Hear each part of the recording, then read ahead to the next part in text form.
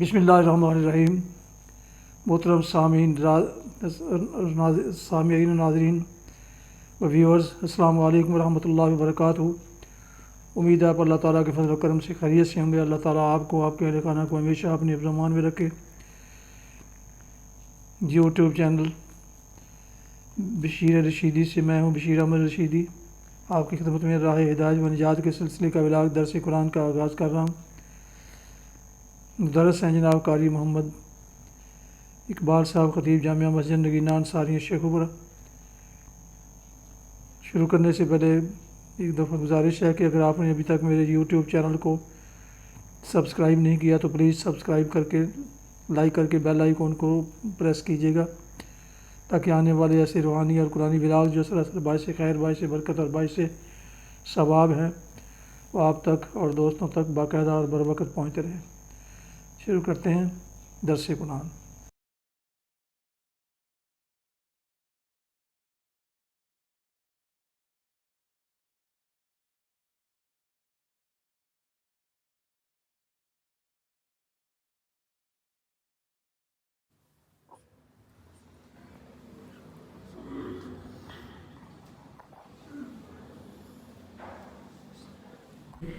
الحمدللہ وکفی والصلاة والسلام علی من لا نبی بعد، اما بعد فاعوذ باللہ من الشیطان الرجیم۔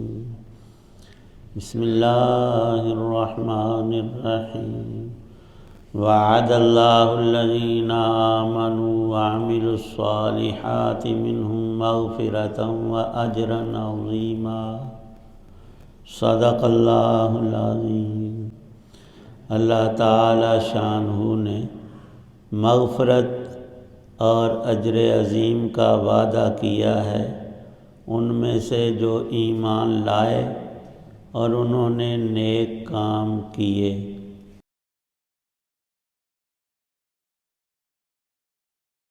سورہ فتح کی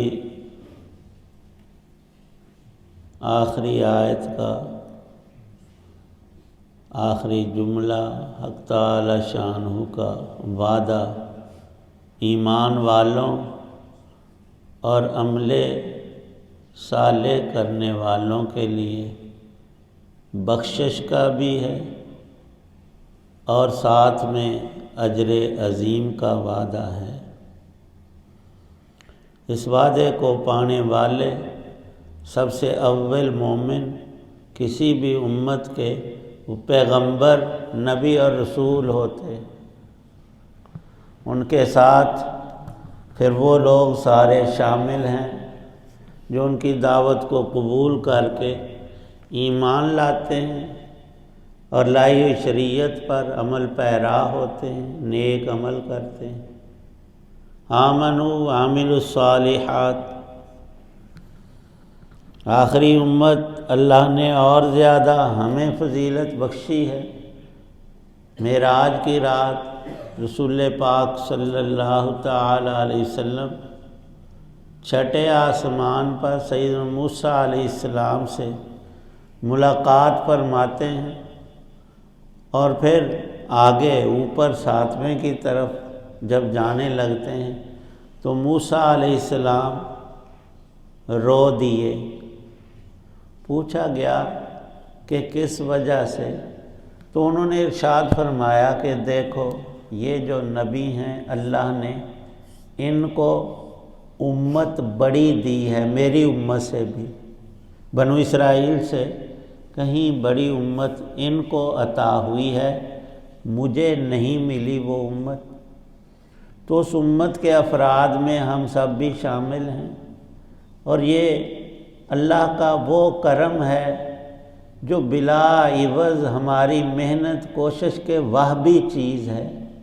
ایک شخص کو اللہ نے خوبصورتی بخشی ہے تو کبھی نہیں کہتا کہ فلاں جگہ سے میں نے یوں علاج کرایا اور ناک میری ایسی ہوئی، نہیں، ہر ایک جانتا ہے، خود اس کو بھی یقین ہے کہ اللہ کا عطیہ ہے، اور اللہ پاک جو کچھ دیتے ہیں بلا معاوضہ دیتے، لے کر نہیں دیتے، اور دے کر جو شکر ادا کرتا ہے اس کا اور بڑھا دیتے ہیں۔ کفر بھی کرے تو اس کے لیے بھی مہلت ہے، پکڑ کی طاقت اللہ پاک کو فوری ہے، لیکن جیسے اللہ کی ذات بڑی اس کے حوصلے بھی بڑے، ظالم کو بھی، کافر کو، منکر کو، ہر ایک کو مہلت اور امہال کا معاملہ فرماتے ہیں، اور اہل ایمان اور نیک عمل کرنے والے مطیع فرما برداروں کے لیے جا بجا قرآن میں وعدے کیے ہیں، اور وعدے کا پہلا حصہ یہی ہے کہ نجات مل گئی، اللہ کے عذاب سے چھٹکارا حاصل ہو گیا۔ ہمیں بھی اپنی دعاؤں کو اسی طور رکھنا چاہیے کہ اے باری تعالی دنیا اور آخرت کے عذاب سے ہمیں مامون فرما دے، امن عطا فرما، ہمارے ایمان کو قبول فرما لے، اور بالخصوص جو آخرت میں دوزخ کا معاملہ ہے اس سے ہمیں چھٹکارا عطا فرما دے، اور ہمارے مقدر میں نجات لکھ دے، اور اپنے اس وعدے کو ہمارے حق میں بھی پورا فرمانا، اور اللہ کا ہر وعدہ پورا ہو کر ہی رہتا ہے۔ اس کے لیے یہ دونوں چیزیں، کبھی انسان ایک طرف ہی جھک جاتا ہے کہ میں مومن ہوں تو بخشا ہی جاؤں گا، بات تو ٹھیک ہے، لیکن اس میں تکمیل بھی تو ہے، کامل بخشش بغیر عذاب کے، بغیر دوزخ کے عذاب جھیلے ہوئے، اور قبر میں بھی بخشش حاصل ہو، اور موت کی سختیوں میں بھی اللہ کی مدد آ جائے، تو اس کے لیے نیک اعمال میں اولین نماز ہے۔ حق تعالی شانہ نے سورہ فتح کی اس آخری آیت پاک کے اندر حضرت رسول پاک صلی اللہ علیہ وسلم اور آپ کے ان خاص جان نثار 1500 صحابہ کا ذکر فرمایا ہے، جن کی شان کو اللہ پاک نے تورات میں بھی بیان کیا، اور ان کی مثال حضرت عیسیٰ علیہ السلام پر نازل ہونے والی کتاب انجیل شریف کے اندر بھی آیا۔ فرمایا کہ تورات میں ان کی مثال حضرات صحابہ علیہم الرضوان کا بیان، والذین معہ، جو اللہ کے نبی کے ساتھ ہیں، دنیا میں ہر چیز ان کے اشارہ ابرو پر صرف کرنے والے، وہ ان کے ساتھی، معہ، ان کو معیت حاصل ہوئی اللہ کے آخری اور سب سے بڑے رسول حضرت محمد صلی اللہ علیہ وسلم کی، جن کی رسالت کی گواہی اللہ پاک نے ابھی دی، محمد الرسول اللہ۔ فرمایا اللہ نے ان کو یہ کمالات بخشے، اور ان کا ذکر قرآن شریف میں کیا کہ اشداء علی الکفار، کفار سے مقابلہ ہو تو اپنی سختی اور مضبوطی دکھاتے ہیں، ان پر غیظ و غضب تو ڈھاتے ہیں، لیکن آپس کا معاملہ رحماء بینہم، اور پھر ان کی نجی زندگی میں رکعان سجداً، عبادت کی کثرت اور نماز کی پابندی، اور اس میں نوافل کا اضافہ۔ کوئی بھی چیز فالتو تو اللہ نے پیدا نہیں کی، نہ اس کا حکم دیا۔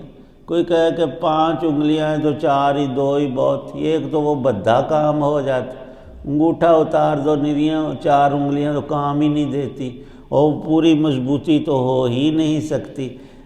بالکل بعینی اس طرز پر اللہ نے عبادات کو بھی رکھا ہے، بہت بڑا نفل کا درجہ ہے، فرضوں کو تو بیان کیا ہی نہیں جا سکتا، اور سنت کی شان ہی نرالی، لیکن فرمایا دنیا جہان میں تمہیں کوئی بھی مصیبت، غم، پریشانی، رنج آ گہرے، سب سے پہلا کام تم 2 رکعت نفل پڑھو، اللہ سے دعا کرو، پھر سبب اختیار کرو، بیمار ہو تو وہ شفا دیں گے، کوئی بھی الجھن اور تکلیف پریشانی ہے، اللہ کی مدد آ جائے گی، تیری حالت ہے بندے وہ بدل دیں گے، اور وہ تو دعاؤں کو بہت قبول کرنے والی ذات ہے۔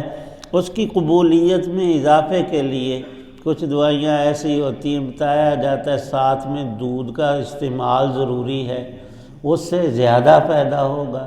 تو دعا کے ساتھ جب نفل نماز شامل کی جائے تو اس کی قبولیت بھی تو بڑھ جاتی ہے۔ فرمایا حق تعالی شانہ نے کہ من آثار السجود، جو کثرت سے سجدے کرنے والے اہل ایمان ہیں ان میں اول تو ہے حضرت رسول پاک صلی اللہ علیہ وسلم۔ ایک صحابی کہتے میں ڈھونڈتے ہوئے کافی دیر آپ نظر نہیں آئے، ایک پہاڑ کی طرف گیا تو وہاں ایک غار میں نبی پاک صلی اللہ علیہ وسلم سجدہ ریز تھے، سجدے میں ٹھہر گیا کہ ابھی یہ نماز پڑھ رہے ہیں تو اٹھیں گے تو پھر بات کروں گا۔ کہتے ہیں کہ تقریباً 1 سے 1.5 گھنٹے کا آپ کا ایک سجدہ تھا۔ وہ حضرات صحابہ علیہم رضوان بھی اسی نہج پر عبادت کرنے والے، اور آج بھی میدان کھلا ہے، اور لکھا ہے اہل علم نے، اور اللہ کے پیارے نیک بندوں اولیاء کا بھی یہ طرز رہا ہے کہ وہ ہماری طرح آدھے منٹ کا وہ سجدہ اور اس سے بھی کم چند سیکنڈوں کا وہ رکوع سجدہ نہیں کرتے، پورے اطمینان سے۔ اور کبھی نبی پاک صلی اللہ علیہ وسلم کی تہجد کی نماز پڑھتے تو اس کی شان یہی لکھی ہے کہ آپ 100 آیتیں پڑھنے کے بقدر اپنا رکوع اور اتنا ہی لمبا سجدہ کرتے تھے۔ 100 آیات، ابھی نماز میں ہم نے کچھ 10-12 آیتیں پڑھی تو کتنا وقت لگا ہے۔ تو حق تعالی شانہ فرماتے ہیں یوں ہی نہیں، یہ تمہاری نماز، یہ تمہارا سجدہ، یہ تمہارا رکوع تمہارے چہرے کا آج بھی نور ہے، اور کل قیامت میں تو چمک اٹھے گا، ہر ایک کو ظاہری آنکھوں سے بھی نظر آئے گا۔ اور یہ ذالک مثلہم فی التورات، تورات شریف میں حضور نبی پاک صلی اللہ علیہ وسلم کے صحابہ کا بیان ہے، اور آپ کی نشانیوں کا بیان ہے، آپ کی امت کا ذکر ہے، وہ یہی ذکر ہے۔ اور انجیل شریف کی مثال مثلہم فی الانجیل کزرع اخرج شطأہ فآزرہ، اس کا ترجمہ پہلے عرض کر دیا تھا۔ جیسے ایک بیج کسان کاشت کرتا ہے، اس سے کمپل نکلتی ہے، پھر وہ تنا بنتا ہے، ٹہنیاں اوپر، اور تناور درخت، اور وہ باغ بنتا ہے، پھر اس پہ پھل آتا ہے۔ یوں ہی اہل ایمان کی مثال ہے، پہلے ان کے دل میں ایمان آتا ہے، پھر وہ مضبوط ہوتا ہے، پھر اس پر میٹھے ترین پھل، نیکیوں کے پھل لگتے ہیں، اور وہ اللہ کو راضی کرنے کا سبب بنتے ہیں۔ کتنی پیاری مثال ارشاد فرمائی انجیل میں ہماری اور ہمارے پاک پیغمبر صلی اللہ علیہ وسلم کی پوری امت کی، کہ وہ کاشتکار جو ہے، وہ باغبان جو ہے، اس پھل کو دیکھ کر خوش ہو جاتا ہے، اس کا دل خوش ہو جاتا ہے۔ اللہ نے اہل ایمان کو ترقی دی، مدینے میں حکومت عطا کر دی، اس میں اضافہ کیا، مکہ فتح ہوا، پورا عربستان اہل ایمان کے زیر نگیں ہو گیا، اور اکثریت انسانوں کی ایمان لے آئے، اور پھر وہ دوسرے بر اعظموں تک پھیلا، اور حق تعالی شانہ نے سب پر اس کو غالب کر دیا۔ دنیا میں اللہ کا وعدہ پورا ہوا، آخرت میں بھی پورا ہو کر رہے گا۔ ہمیں اس چیز کی ہمیشہ طلب ہونی چاہیے، ایمان کے ساتھ اللہ عمل صالح کی توفیق بخشے، اور ہماری بخشش دونوں جہانوں میں فرما کر اپنے کرم سے جنت الفردوس نصیب فرمائے۔ وآخر دعوانا الحمدللہ رب العالمین، والصلاة والسلام علی رسول النبی الکریم۔ ربنا آتنا فی الدنیا حسنہ وفی الآخرۃ حسنۃ وقنا عذاب النار۔ یا اللہ پاک ہمارے سب گناہ معاف فرما، نیک اعمال قبول فرما، نجات کامل نصیب فرما، ہماری، ہمارے ماں باپ، سب مسلمانوں کی بخشش فرما، بالخصوص جو وفات پا گئے ان کی قبروں کو جنت کا باغ بنا۔ اتنے حضرات دعا میں موجود ہیں، سب کی نیک آرزوؤں اور مرادوں کو پورا فرما، رنج و غم، تکلیفوں، پریشانیوں، بیماریوں کو دور فرما، سب بیماروں کو تندرستی عطا فرما، ہر نوع کی خوشیاں، راحتیں، آسانیاں، ترقیات نصیب فرما۔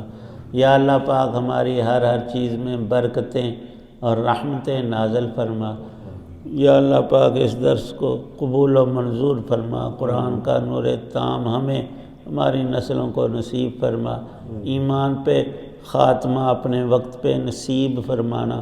صلی اللہ تعالی علی خیر خلقہ محمد وعلی آلہ وصحابہ وآل بیتہ اجمعین۔ ایک دفعہ پھر دعا کریں، حاجی صاحب کی ہمشیرہ کا انتقال ہو گیا، ان کی بخشش اسپیشل کہا انہوں، اللہ پاک ان کے تمام سیئات کو معاف فرمائیں، اللہ پاک مرحومہ پر اپنا خاص فضل فرمائیں اور ان کی قبر کو جنت کا باغ بنائیں۔ صلی اللہ تعالی علی خیر خلقہ محمد وعلی آلہ وصحبہ۔ یہ تھا آج کا راہ ہدایت و نجات کے سلسلے کا ولاگ درس قرآن، جس میں آج سورہ الفتح کی آخری آیت مبارکہ 29 کی تلاوت، ترجمہ اور تفسیر بیان کی گئی۔ مدرس تھے جناب قاری حافظ مولانا محمد اقبال صاحب۔ آج کا ولاگ ختم کرنے سے پہلے ایک دفعہ پھر گزارش ہے کہ اگر آپ نے ابھی تک میرے یوٹیوب چینل کو سبسکرائب نہیں کیا تو پلیز سبسکرائب کر کے لائک کر کے بیل آئیکن کو ضرور پریس کیجیے گا اور دوستوں سے شیئر بھی کیجیے گا، اور اس طرح آنے والے جو روحانی اور قرآنی ولاگس ہیں اور میسیجز وہ آپ تک اور دوستوں تک اور بے شمار دوستوں تک باقاعدہ اور بر وقت پہنچتے رہیں گے۔ اللہ تعالیٰ آپ کا حامی و ناصر ہو، اللہ تعالیٰ آپ کو، آپ کے اہل خانہ کو ہمیشہ اپنے حفظ و امان میں رکھے، آمین۔ اپنا بہت خیال رکھیے گا، اپنی دعاؤں میں پاک وطن، والدین، آباء و اجداد، اعزاء و اقارب، دوستوں کے علاوہ اس ناچیز کو بھی ان میں شامل فرمائیں تو انتہائی شکر گزار ہوں گا۔ ختم کرتے ہیں آج کا ولاگ اس دعا کے ساتھ کہ آپ اور آپ کے اہل خانہ جہاں بھی رہیں خوش رہیں، شاد باد رہیں، آمین۔ السلام علیکم ورحمۃ اللہ وبرکاتہ۔ پاکستان زندہ باد۔ اللہ حافظ۔